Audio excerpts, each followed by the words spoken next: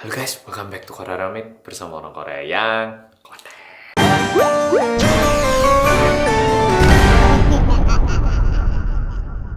Pol-polo, di kota Pol-polo ada nggak satu tempat yang setiap kali mereka buka toko, itu bangkrut. Buka toko lagi, bangkrut lagi. Buka toko lagi, bangkrut. Padahal kalau dilihat lokasinya itu sebenarnya lumayan strategis.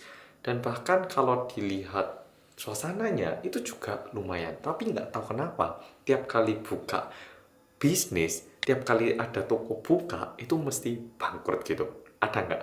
Dulu di Malang sebenarnya sempat ada beberapa tempat yang kayak gitu. Memang mungkin kita bisa berpikir, bisa jadi memang toko-toko yang buka di tempat itu, toko-toko yang kurang mampu, toko-toko yang kurang bagus produknya, ataupun layanannya. Tapi kayak di Malang itu dulu, pernah ada beberapa tempat yang terkenal katanya itu tempat itu ada hantunya, makanya tiap kali ada toko buka pasti bangkrut. Gak masalah bisnisnya apa, tapi pasti kayak nggak bakal sukses gitu loh. Pertamanya aku sendiri nggak percaya karena ada beberapa tempat yang pertamanya tutup terus, tapi setelah ada satu brand besar masuk ternyata malah sukses sampai sekarang, malah berjaya gitu. Tapi ada juga tempat yang setiap kali buka toko tutup lagi, buka lagi, tutup lagi. Nah, di video kali ini aku juga pengen menceritakan salah satu tempat yang kayak gitu, tapi juga alasannya. Nah, toko yang aku bicarakan ini juga sama. Kalau dilihat tempatnya itu lumayan strategis, kalau dilihat dari jumlah orang yang lewat di depan toko juga lumayan banyak. Bahkan dilihat dari segi manapun, toko ini bisa dibilang terletak di tempat yang strategis. Tapi nggak tahu kenapa akhir-akhir ini setiap kali ada toko buka itu mesti kayak nggak bisa bertahan lama gitu loh. Sedangkan toko terakhir yang ada di situ adalah toko shabu-shabu, habis itu keluar ganti toko shabu-shabu lain, tapi ini juga tutup gitu. Oke, jadi pernah ada dua toko habis itu kosong kayak disewakan gitu. Dan tidak lama setelah itu ada satu orang yang punya toko yang bisnisnya itu bagus banget, kayak semua jualannya itu laris manis. Nah, orang ini begitu lihat tempat ini bilang, wah tempat ini harus tak ambil ini. Kalau aku buka toko di sini, tak jamin bisnisku langsung naik, pasti sukses, pasti berjaya, kayak gitu. Dan karena pebisnis yang sukses ini benar-benar pengen langsung kontrak dan juga langsung di desain interior, dia tuh langsung hubungi orang real estate. Nah, orang propertinya sendiri bilang, Pak, yakin Pak mau buka di sini? Jujur, saya seneng sih karena dapat komisi, tapi em, ya boleh dipertimbangkan lagi Pak. Kalau saya mah seneng-seneng aja kalau Bapak mau ngambil gitu. Pebisnis yang sukses ini bilang, oh pasti langsung saya ambil, langsung kontrak hari ini, mulai besok saya kirim tukangnya yang ngerjakan. Nah, tempat yang sempat kosong beberapa bulan ini langsung mulai didesain interior, dibangun lagi, dibenahi lagi. 2 minggu setelah itu, pas waktu tokonya ini lagi cepat-cepatnya dibangun, tiba-tiba terdengar kabar bahwa pebisnis yang sukses ini, yang ngontrak tempat ini, itu katanya mati karena penyakit jantung. Padahal orangnya ini sehat-sehat aja, Pak. Akhirnya toko ini jadi kosong lagi, sehingga yang punya properti ini memutuskan untuk memanggil dukun dan coba membersihkan tempat itu. Apakah benar ada roh yang gentayangan atau cuman kebetulan aja?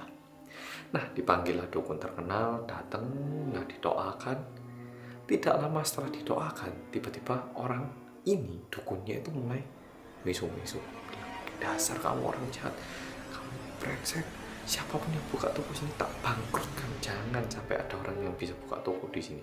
Kayak menjadi seseorang yang sangat posesif, yang sangat agresif, yang intinya adalah tempat ini nggak boleh ada bisnis kayak gitu. Orang-orang yang menyaksikan ritual itu merasakan keanehan, dan setelah ritualnya selesai, ditanya ke dukunnya, dukunnya itu bilang, yang punya properti ataupun pemilik gedung coba ke sini gitu.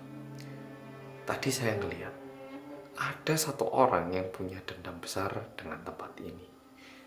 Jangan-jangan kamu pernah ngusir orang yang dulu pernah bisnis di sini ya, gitu kan. Nah, di situ pemilik gedung itu bilang, oh ya, jadi sebenarnya tempat ini kan pernah disewa 2 kali. Pertama sama toko shabu-shabu.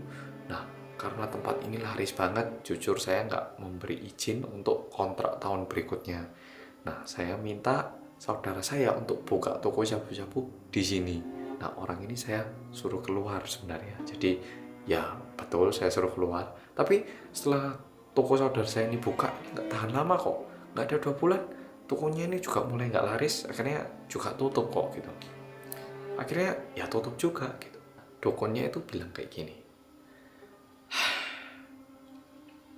itu tuh masalahnya.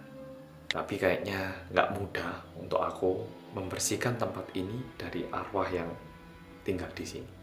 Nah, bilang kayak gitu. Dan ternyata setelah dicari tahu, orang yang buka toko pertama di tempat ini, setelah disuruh keluar, karena dia itu merasa begitu jengkel, karena bisnisnya itu udah dibangun susah, tiba-tiba disuruh keluar kan ya pasti sakit hati ya toh.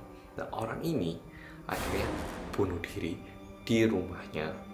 Dan mungkin karena arwahnya itu masih nggak nyaman atau gimana, arwahnya ini masih menempati tempat yang dulu dia gunakan sebagai tokonya. Nah, video kali ini sampai di sini. Tapi Polo dapat nggak pesan dari video kali ini? Memang benar pemilik gedung ini punya hak karena itu gedungnya dia, dan juga dia itu pengen mencari uang yang lebih. Tapi dia pada akhirnya dia kehilangan uang yang lebih banyak lagi daripada jumlah uang yang pengen dihasilkan. Ketika seseorang itu mulai rakus dan mengejar uang, yang dia kejar adalah jebakan dari setan kayaknya. Oke, follow video kali ini sampai di sini. Kalau di antara follow sekarang mungkin ada yang punya gedung yang lagi disewakan, terus punya rencana kayak gini, mending pikirkan sekali lagi sebelum mengalami kerugian yang lebih besar. Oke, follow, makasih sudah nonton video kali ini dan sampai jumpa.